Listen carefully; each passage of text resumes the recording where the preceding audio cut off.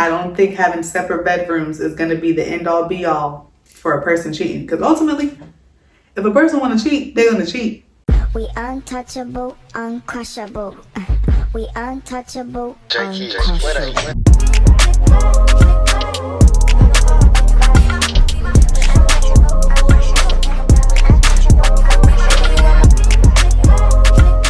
Hey y'all, welcome to Dapper Diane. If this is your first time here, my name is Dorothy. It's nice to meet you. If not, hey girl, welcome back. If you're wondering why I have a new setup, a teddy bear here with me, I'm all in red. It's Valentine's Day, and I wanted to do a video, even though I don't normally drop on, a Wednesday? Yeah, I'm just like, you know what, why not? We're gonna do stuff we haven't done before, and that's what we're doing. So yeah, go ahead and like, comment, subscribe, because in this video, we're getting into my love hot takes just in time for Valentine's Day. And let me preface this by saying, these are just my hot takes. This is how I'm gonna, govern myself when it comes to love. And we'll specifically say, this is like romantic love, okay? But of course, Valentine's Day is about platonic, familial love, romantic love, all that good stuff. It's all about love. But that's what we're gonna get into. So get ready. All right, we'll start off hot.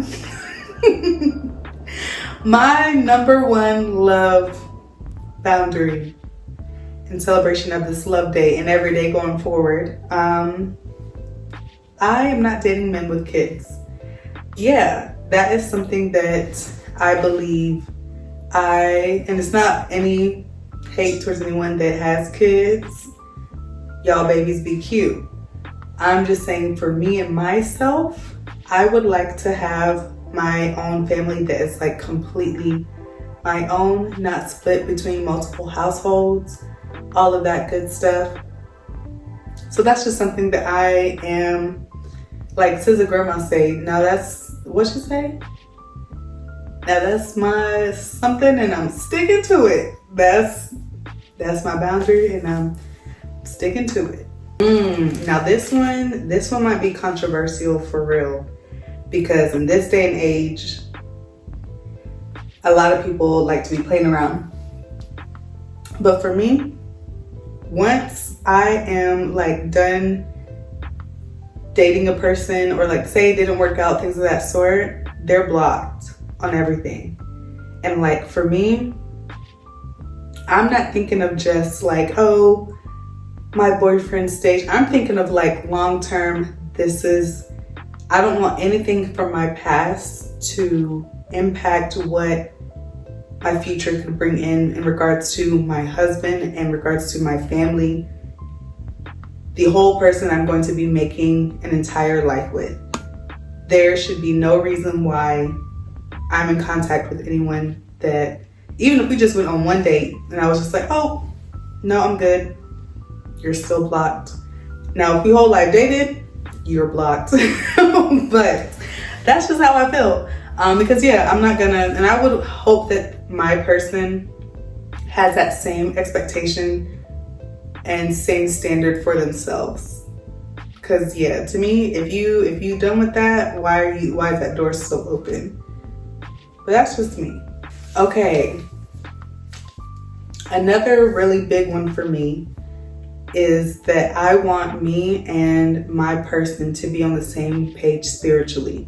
And it's not a matter of, oh, let me pursue this belief system so I can have access to Dorothy. Like, no, I want you to already be on your P's and Q's and I'm on my P's and Q's for our own individual reasons. And when we meet, we're on our P's and Q's together in regards to the same God.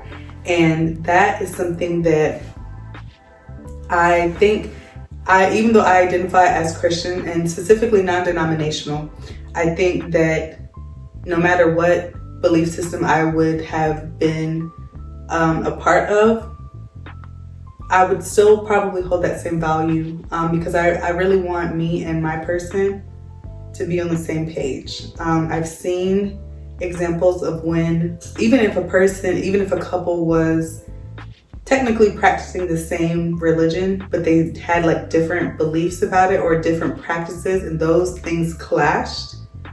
I don't want that for myself. So yeah, I want to make sure that we're on the same page about that one important thing. Like, I would probably say that's probably the most important thing. That honestly should have been number one. But yeah. Now, this one, I think it wasn't something that I have actually, it is something I've gone through, but I think I thought of this more so because I saw the show. But personally, my other boundary is, or like belief when it comes to love, is that I don't think there's a point in giving ultimatums. I don't think there's a reason.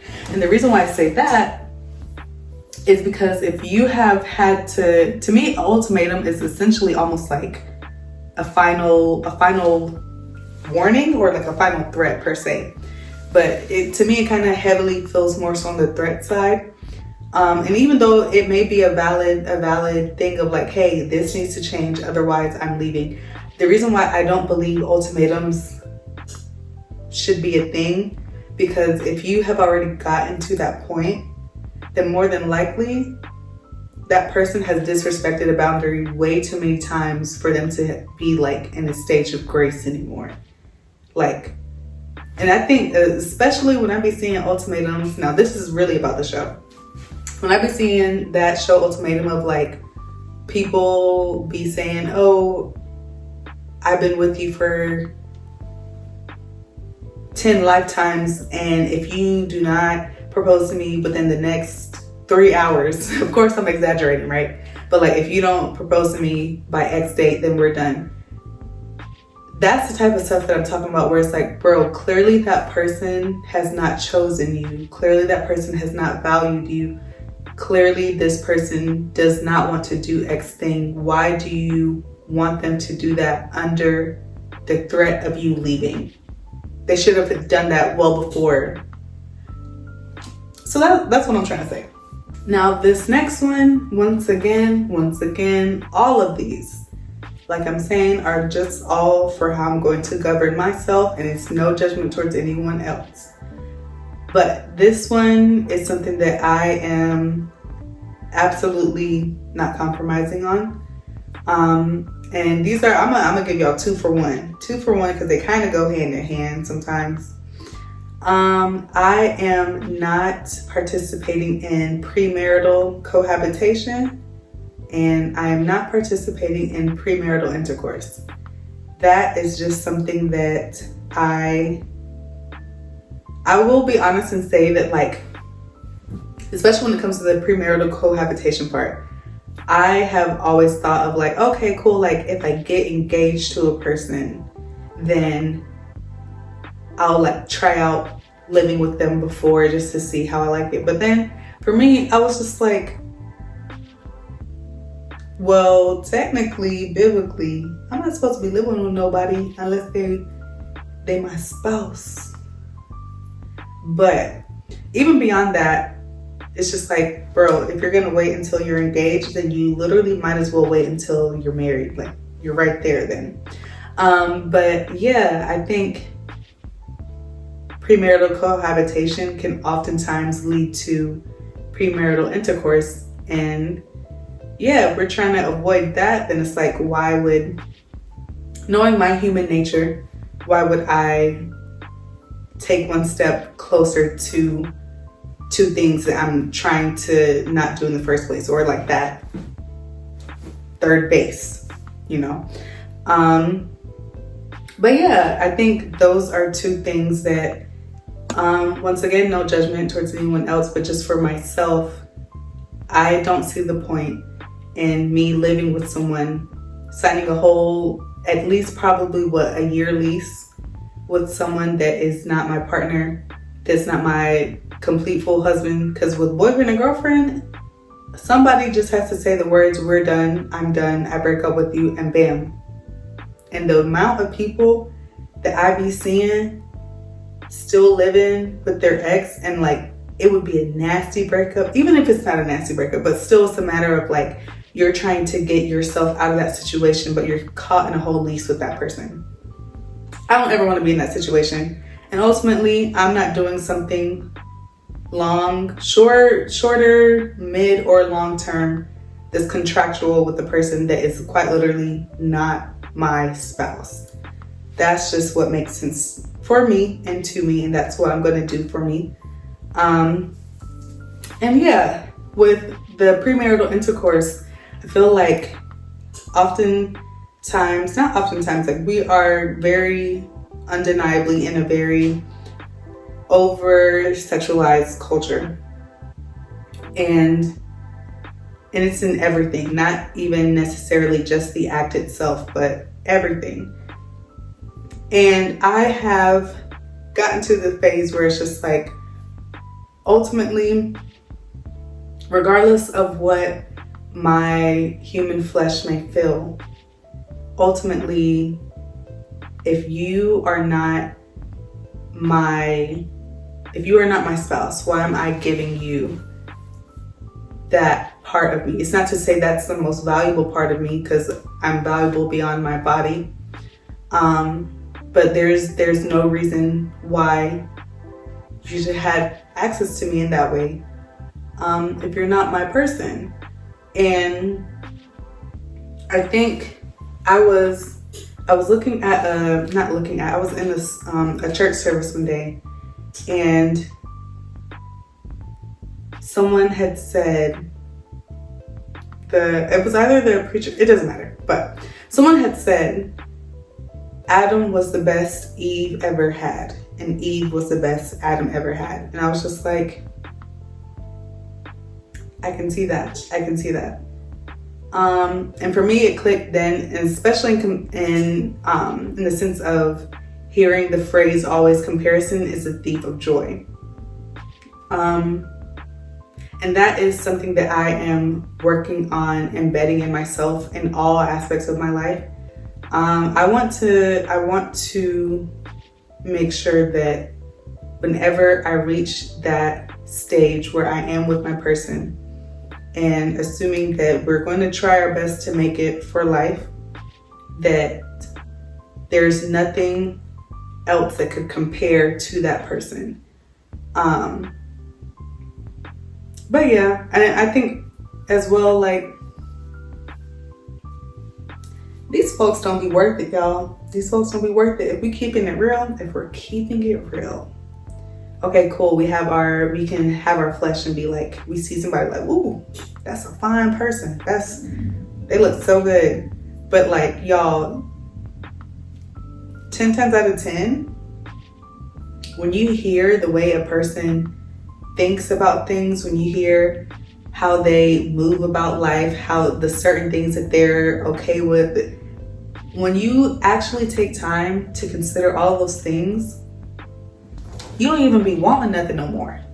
Because it's just like, okay.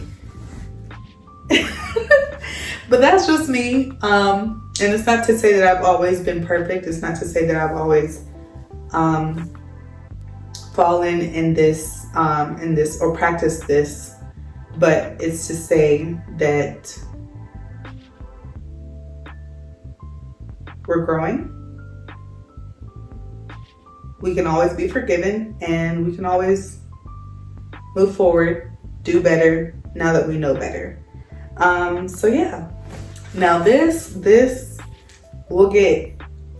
I'll try to like explain it as best as I can, because I've explained it with one of my girls, but with y'all, my other love boundary is if a guy tells me that I have my head on straight, or they either ask me the $1 million question, how come I'm single?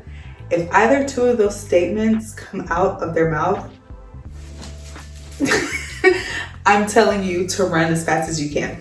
And the reason why I'm saying that is because with the first one, when they say, oh, you have a good head on your shoulders, I have noticed that anytime a guy has said that to me, it has been followed by the most uprooting, chaotic behavior. It's like they can see like, oh, okay, cool.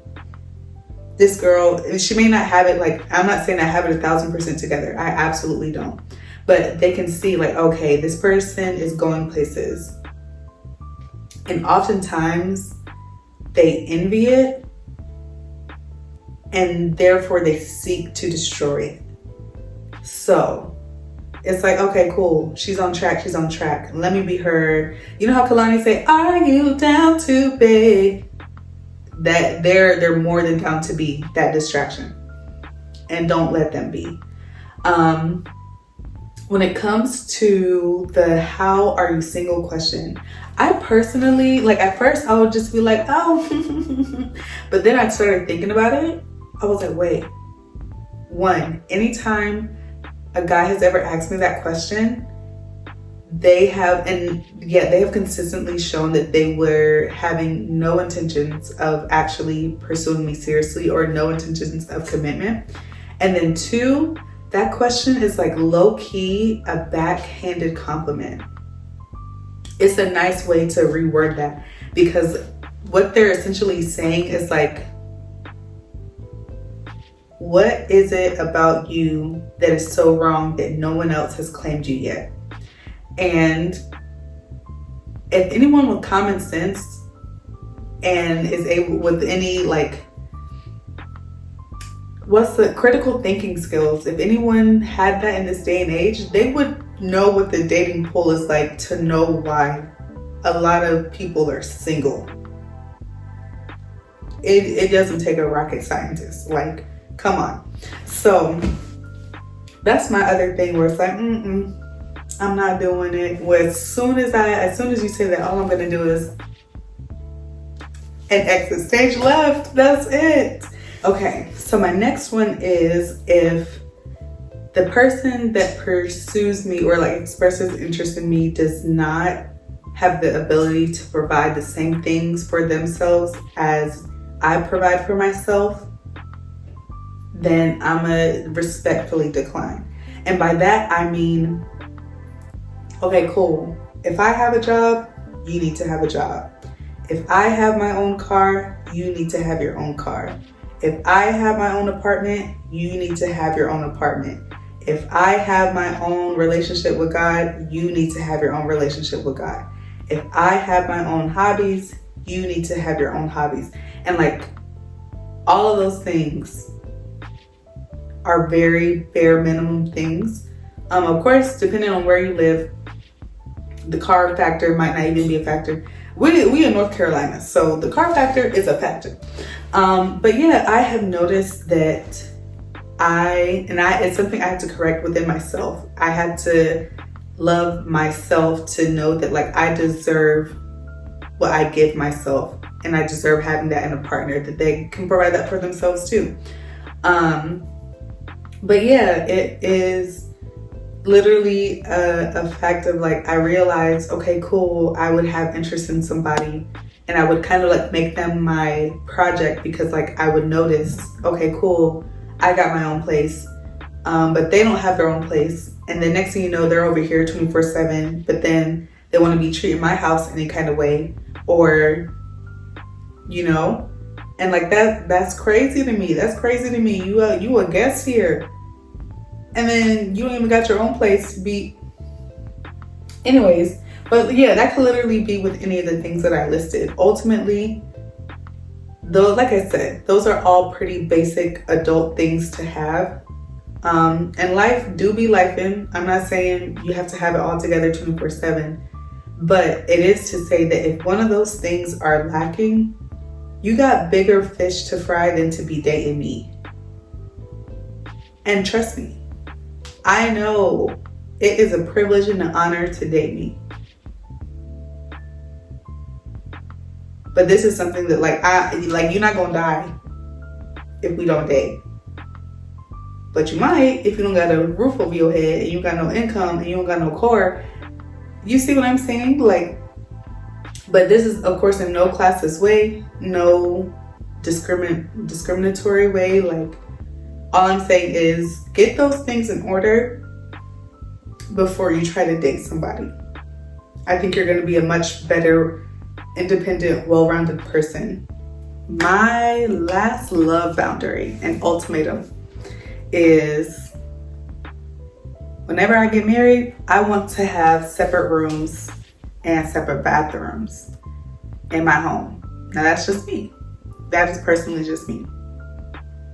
And I will say, with all due respect to like some of my elders that have had this argument, whenever I've told people that, they've been like, oh, that's opening up your marriage to other parties. And I'm just like, okay, but some of us had the same marriage bed, but other parties were brought into that bed. Extramarital children were brought into that bed. I don't think having separate bedrooms is going to be the end all be all for a person cheating, because ultimately, if a person want to cheat, they're going to cheat. Having a separate bedroom ain't going to change that. People be cheating right up under your noses. So, for me, I want to do that because I feel like I really like the concept of my own space, and hearing from a lot of married people how the bedroom is kept or like decorated, or like how the bathroom is kept or decorated can be like a huge rift. And like, what's the reason of going through that whole rift if you can just avoid it in the first place? And I don't even want it to be something I weaponize where it's like, oh, I'm mad at you, I'm sleeping in my room, you're sleeping in your room, leave me alone, I'm a lock myself. No. I think it's just still nice to have your space, to have my own space while sharing a common space with another person. Yeah, and of course, ultimately, like I said, I haven't lived with anybody that's like a boyfriend. I don't plan to live with anybody that's a boyfriend.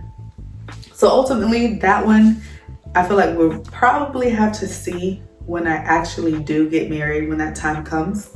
But as of right now, I think that's what I'm feeling. And then it would be nice to have like little sleepovers, like, oh, I'll go to your room, let's have a sleepover, and vice versa.